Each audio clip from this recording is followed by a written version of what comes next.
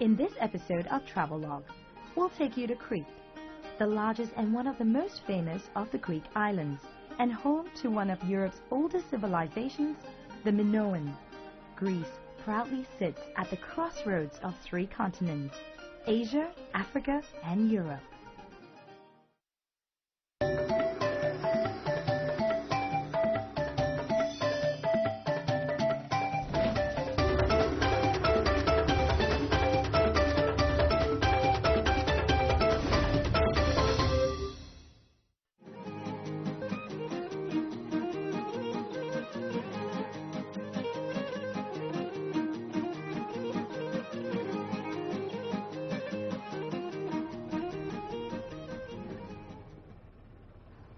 If you want to see clear skies, blue waters, and smell the amazingly fresh air, Crete is the best place to be, even in the winter time.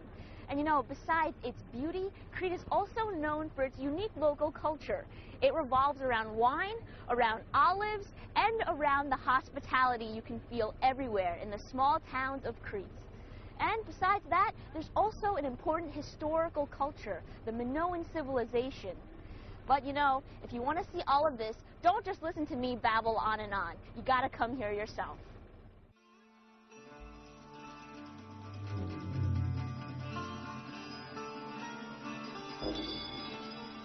Heraklion is usually the first stop for travelers because it is 5 kilometers from the Minoan palace of Knossos. Few written records remain of ancient Minoan society, and many of them are written in an undecipherable script. Opinions differ surrounding the Minoans' origin and the cause of their final disappearance.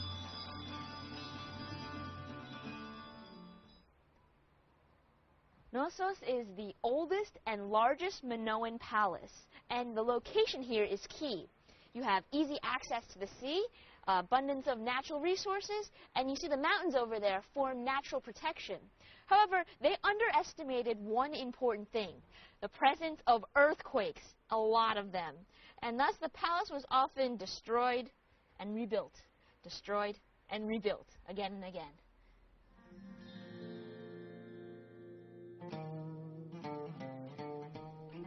The Minoan civilization is named after King Minos, one of Zeus's sons. The Minoans are suspected to be Asian peoples who reached their height around 1600 BC. Most of what we know about them is through their ruins. Although there are numerous fires in the area, the new palaces that were built upon the ruins of the old ones became even more magnificent. The new palaces were multi-storied and very complex.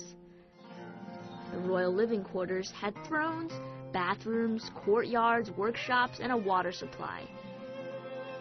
Here was the king's grand hall with a throne. This is a place full of glory, luxurious, and fit for royalty.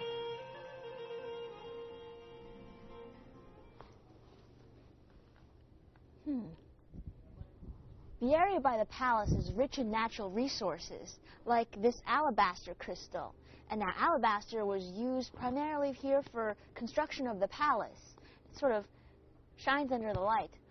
Unfortunately, alabaster is not as strong as marble, and thus after the earthquakes and the pursuing fires, the olive oil jars tipped over and resulted in a lot of destruction. We can see some of that destruction on the walls.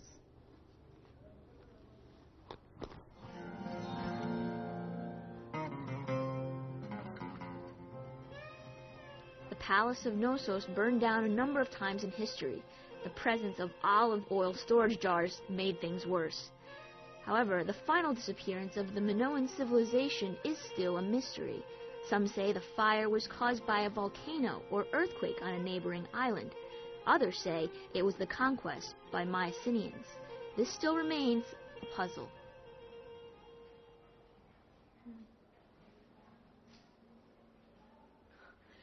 You know, in gymnastics, people usually flip over the horse, but the Minoans were a bit more daring. This depicts an ancient sacred sport. Here you see the person flipping over a bull. The three people reflect the movement of one person as they slide on over. And a lot of people now in some other countries still practice this sport.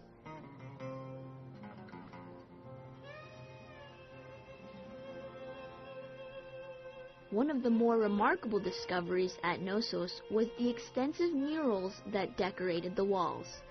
These frescoes bring us closer to the souls of the Minoans and portrayed a society who had a developed trading system and peaceful nature. They depicted men and women engaging in everyday activities, like the athletic competitions you saw.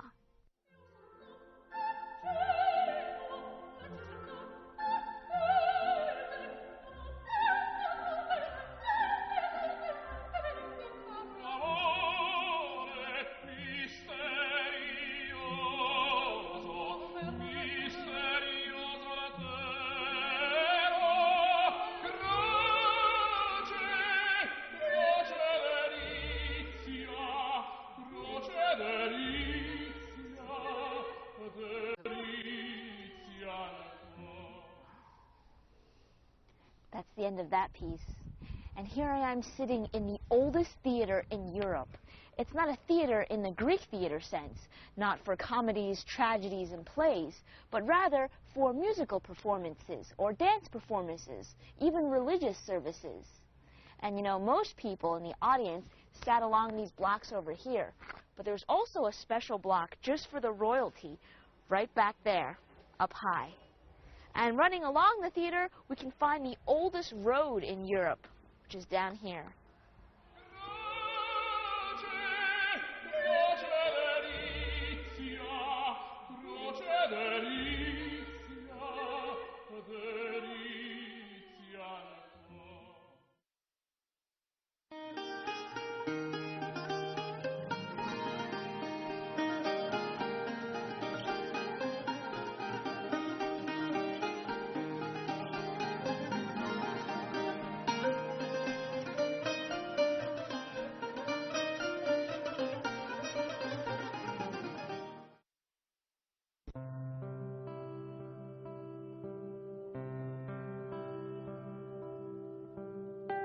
"80 kilometers to the east of Heraklion is Rethymno, still on the north coast.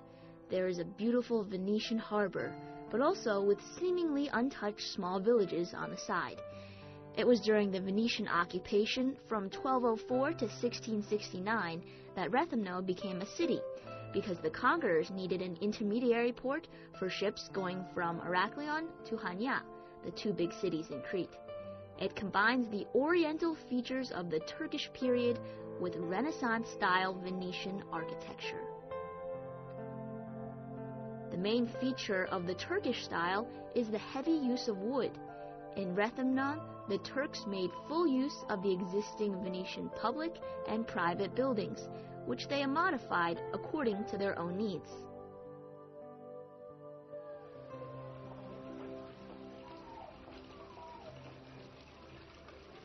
The things you see in this town are a mix of different cultures. There's things that are Turkish and something like this, a fountain that's clearly Venetian. And although these things all date back to long, long ago, there are new additions that make it modern in some ways. Although I can't pinpoint the name of this style exactly, it's clearly Cretan.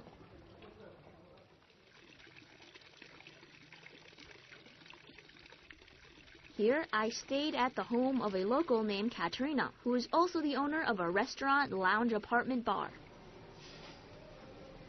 Hi. Hi! Welcome. Thank you, thank you. Nice to be with us. Please. Wow. This is Avli. Avli in Greek means yard. Yard. It means a garden. And you are in a garden that it starts to be built the 13th century and it was finished the 15th century. Wow. Maybe you could have a look and you can see the different styles that they are mixed.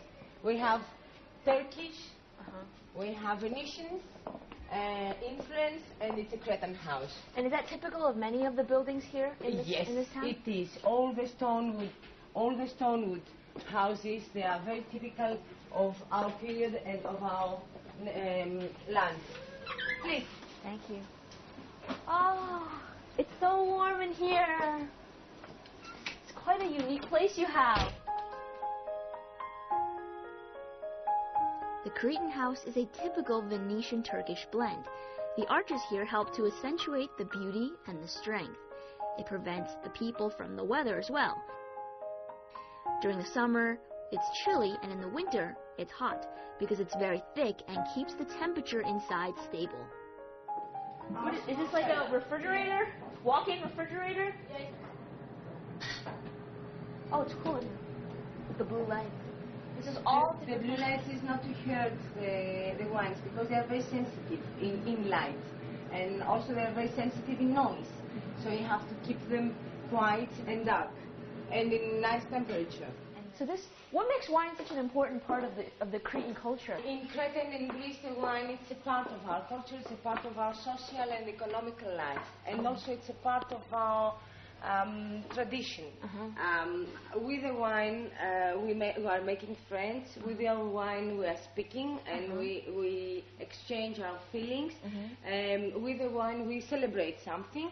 Also, the wine is very important for Greeks, the same as the olive oil and the wheat, because our life was based on that.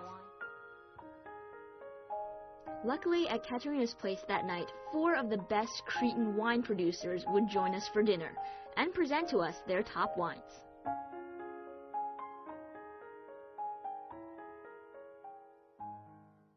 Nikos Douloufakis, Kostas Galanis, Maria Tamiolaki, Georgios Lirakis. 4 people, 4 of the best varieties of wine in Crete. At the table are cheese, olives, and olive oil, and the centerpiece being the wine. All that, and you just might get drunk. Drunk from joy, that is. In Crete, when people want to invite you over, they don't say, come on over to my place. They don't say, let's have dinner. Instead, what they do say is, let's have a glass of wine. I guess that shows the importance that wine plays in people's lives. Just like Chinese people have rice, the Italians have pasta, the Greeks here have this. So here I am, ready for a glass of wine. Cheers, everybody. Cheers. Yasu. That's us.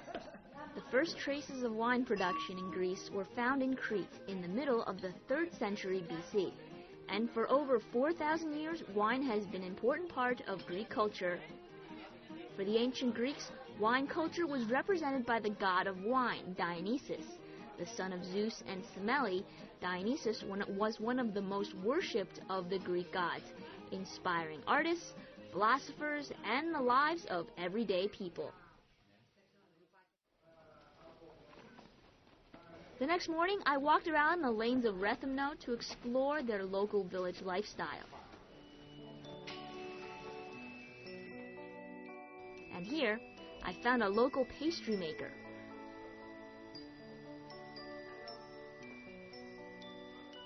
Wow, look at the way he works, and you know he's got some great skills. Well, he's been doing it since the 40s. Every morning, he starts preparing the daily treats at 7 a.m. Trust me, not anyone can do this. Too much pulling, and it will certainly tear the dough. I thought making pizza was hard. This is much more challenging. Looks like making your bed suits. I'm making my bed.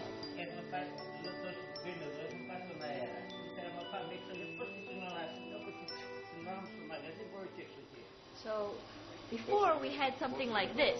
It was thin and it was elastic and sticky almost. But the finished product, after it dries, ends up looking something like this. It's a lot stronger and almost like a cloth. So if you fold it up, scrunch it up like that. And still unwrap it.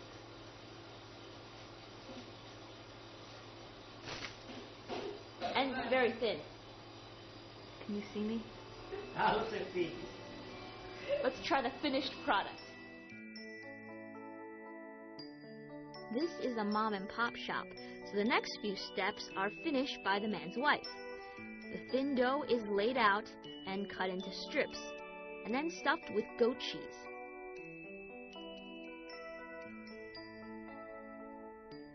After that, it's wrapped up and fried in a pan. Looks a little greasy, but drizzling it with honey smooths out the taste. And there's honey on the top to make it even sweeter. Bon appetit. What do you say? Good, good. Fun. Fun? Here we go.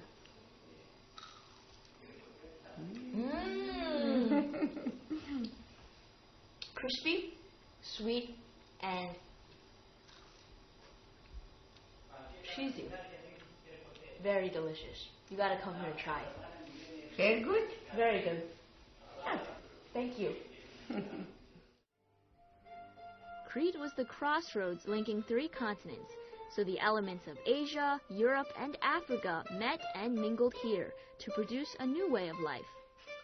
Along the streets are unique stores like this antique store. Who knows what treasures you can find?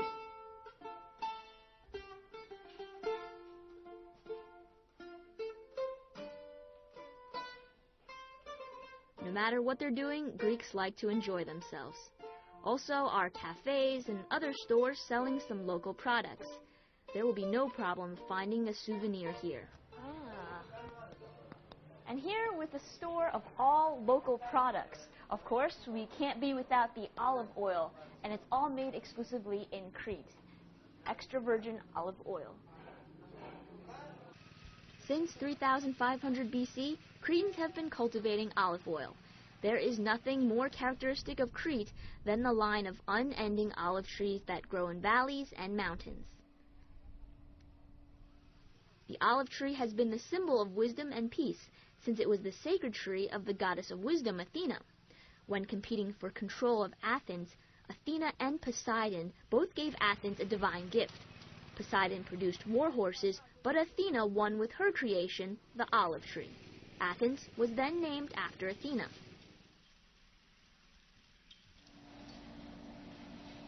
Olive oil is a big industry in Crete, and this traditional factory makes oil by gathering the picked olives together, washing them, weighing them, and crushing it until it is as smooth as paste.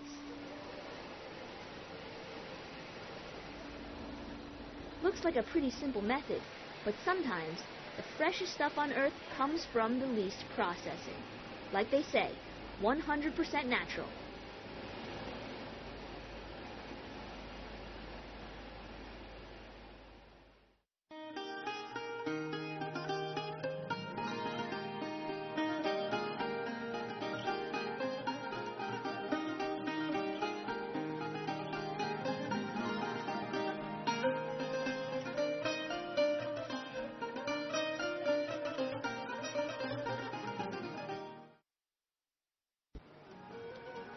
Rethymno is a town full of various shops selling all sorts of things. In the main street of the town, local products like jewelry, shoes, delicacy shops, and even international clothing lines can be found. Sometimes things get a little pricey, but just strolling around can be fun enough. There's also a famous maker of traditional instruments here. The music of Crete is as distinct as its people.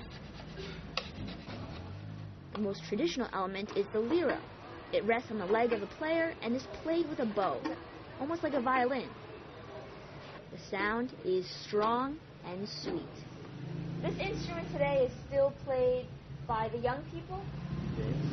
Yes. Where do they play it? Do they play it at home? Do they play it, at a party? They play it on a festival?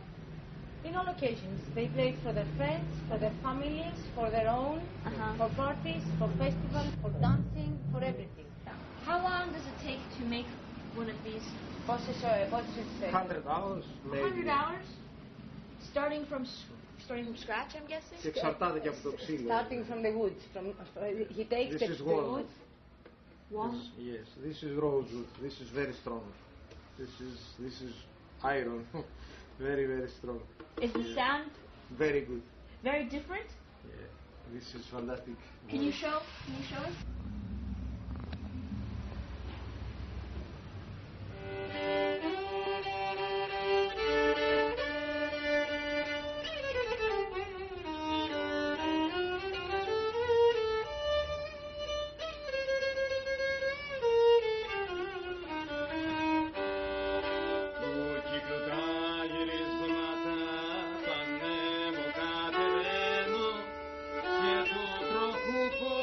Ψηλά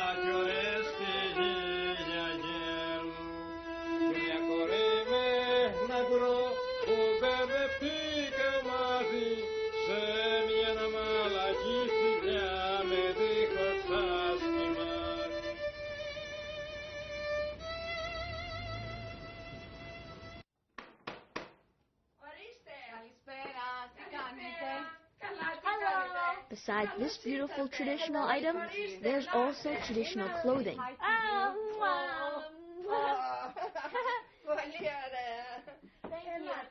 And this old lady makes some of the best.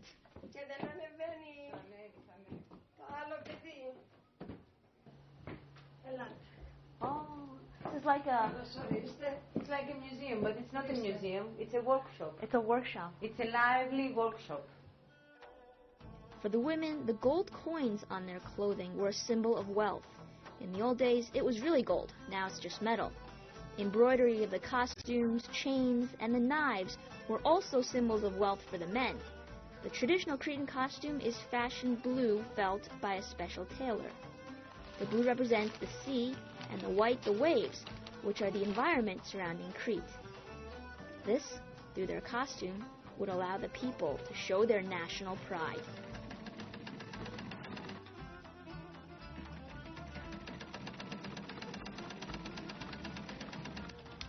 And I suppose by making this costume, it shows their pride as well. Do people nowadays still wear these traditional outfits? Only for festivals. Can I try one? Yeah, of course. I can learn you also to dance Cretan dances. Okay. If you would like to. Okay. So this is like, they say it's the inner skirt of the underwear. It's pretty big underwear. Inner bra, exactly. This is the bra and the underwear.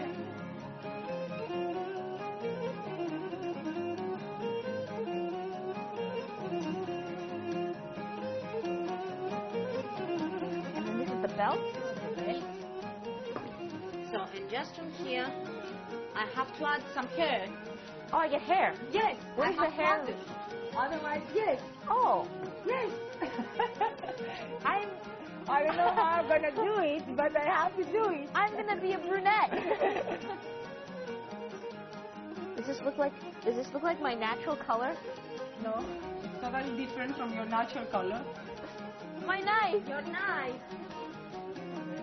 Yeah, you like it? Yes, you like it? Yeah, The first Asian woman to be wearing a Cretan outfit. That's me. What do you think, huh? Araya! Araya!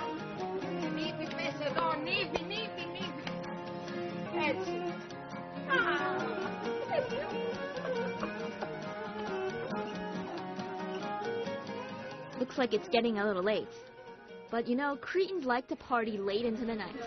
There are extremely lively clubs and bars, and there are also more relaxed tavernas like this one. Most offer unique musical performances, like the traditional Cretan musicians here.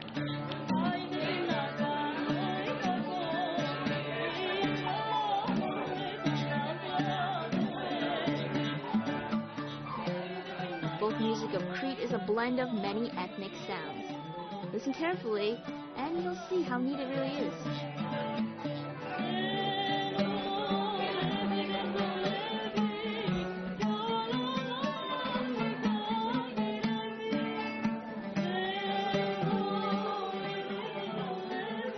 Sounds Mediterranean, right? Well, there's many different types of influences, and it sounds almost mysterious.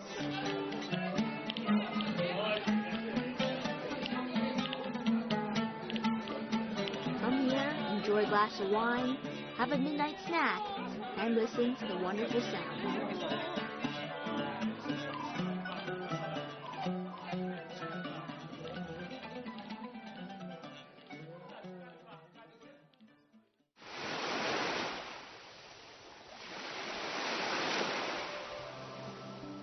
Along the sunny harbors of Crete and the narrow streets, you can see everybody going about their business in a relaxed manner.